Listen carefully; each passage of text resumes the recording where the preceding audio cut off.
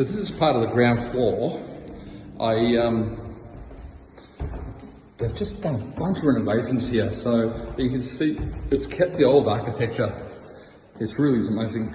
The place is, it's actually really active. I'll take you down here first.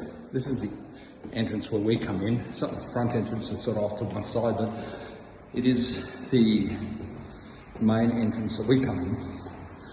So you've got the ballroom, comms room, Solidarity Hall. I'll take you in there shortly, but it's a great old place. Now I'll show you down here, which is the foyer. And actually we've only started doing things in here recently, and there seems to be, there's quite a lot of activity in here. So this is, as you can see, all the old unions were here. Just old.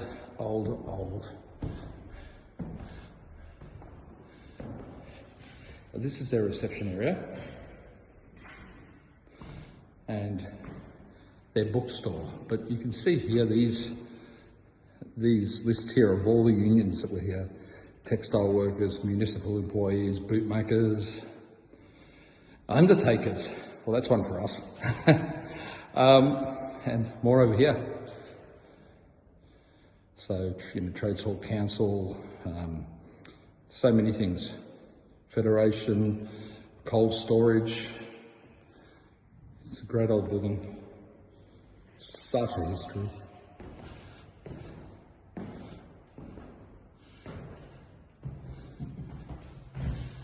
Just, the place is amazing. This is actually the front door.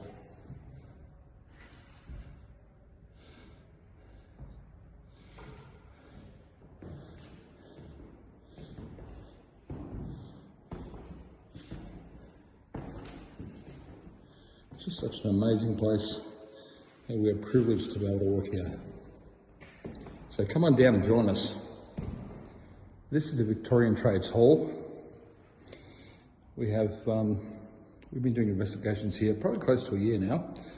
It's a great old building. It's the location of the 8-hour week, and an amazing amount of history here. When you go up these stairs, there's actually an old Masonic lodge up there that we go into, and it's quite active, especially for females. So this here is the ballroom.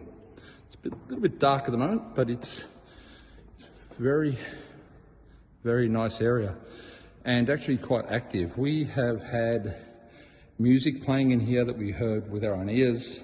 We've had equipment being affected. A crazy amount of EMF, even though the wiring's just been fixed up recently, and checked anything other factors. So great old building, and we'll take a walk down here.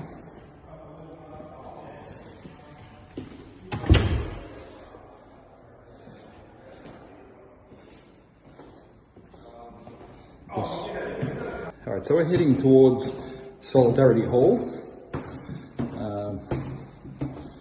This is a bit of an exhibition part here that they have, and we have Solidarity Hall in here, which I was just in before, but we'll head around this way and have a look. As you can see, lots of posters and